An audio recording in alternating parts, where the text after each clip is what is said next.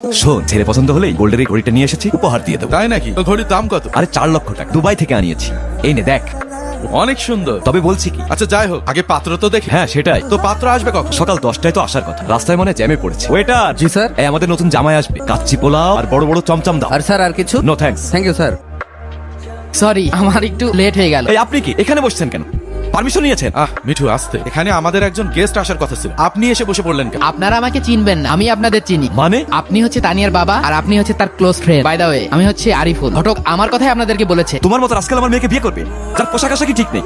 মিঠু, আগে ছেলেটার সাথে কথা বল। আরে কি কথা বলবে? আরে চেহারা দেখে তো বোঝা যাচ্ছে বস্তি থেকে উঠে এসেছে। আঙ্কেল এইভাবে কথা বলছেন কেন? ভাই কিভাবে কথা বলবে? আচ্ছা তোমার মাসিক বেতন কত? তুমি সরকারি চাকরি করো না বেসরকারি চাকরি করো? এই আমার মেয়ের মাসিক হাত খরচ 1 লক্ষ টাকা। তাকে রাখার কোনো যোগ্যতা আছে তোমার? মিঠু, এবার কিন্তু একটু বেশি বাড়াবাড়ি হয়ে যাচ্ছে। এই থাম, কিসের বাড়াবাড়ি? যেটা সত্যি সেটা বলছি।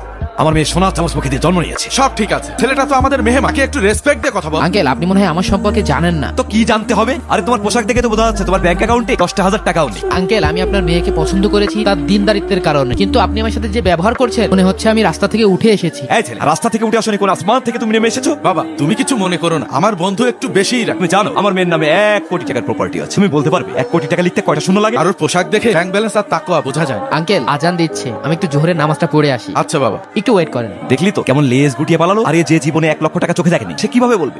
কিভাবে বলবে 1 কোটি টাকা লিখতে কয়টা শূন্য লাগে? মিঠু তুই যাই বল, ছেলেটাকে কিন্তু আমার খুব পছন্দ হয়েছে। ছেলেটা নামাজি আছে, ছেলেটার সাথে বিয়ে হলে ওর মেয়ে অনেক সুখী হবে। রাখ তো নামাজি ফামাজি। এই ছেলেকে আমি পছন্দ করবো তুই ভাবলি কি করে? তাকে আমার জামাই বানাবো? আরে শোন, এখন যার টাকা বেশি দিন শেষে সেই সুখী। বন্ধু এই টাকা টাকা করে মেয়েটার জীবনটা নষ্ট করে ফেললে। এসব নষ্টের গোড়ায় ঘটক। তারা ঘটককে ফোন দিয়ে 12টা বাজাচ্ছি।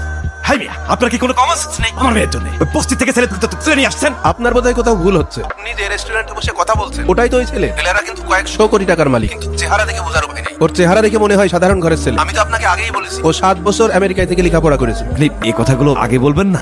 আসসালামু আলাইকুম। বাবা Arif, I am extremely sorry. আমি আসলে তোমাকে চিনতে পারিনি। তুমি আগে বলবা না এই রেস্টুরেন্টটা তোমার? আমাকে কথা বলার সুযোগই বা দিলেন কখন? তো তোমাকে আমার খুব পছন্দ হয়েছে। কিন্তু আপনাদের তো আমার পছন্দ হয়নি। আপনি কি যেন বলছিলেন যে 1 কোটিতে কয়টা শূন্য বলতে পারবো না, 1 কোটিতে 7টা শূন্য। তোর এত করে বললাম, এবার দেখ। এরকম কয়েকশো কোটি টাকা আমাদের ব্যাংকে পড়ে আছে। আপনার মেয়ে 5 ওয়াক্ত নামাজ পড়ে পর্দায় চলে বলে তাকে আমি পছন্দ করেছিলাম। যদি টাকা পয়সা দেখে বিয়ে করতে চাইতাম আঙ্কেল, ঢাকা শহরে অনেক কোটিপতি আছে যারা তাদের মেয়েকে আমার সাথে বিয়ে দিতে চায়, সেখানেই বিয়ে করতাম, আপনার কাছে আসতাম না। দোস্ত তুই একটু ছেলেটাকে বোঝা না। আমি বোঝাতে পারবো, সব জায়গায় এত টাকার অহংকার দেখাতে নেই। মনে রাখবি বাপের উপরে বাপ থাকে। আসি, ভালো থাকবেন।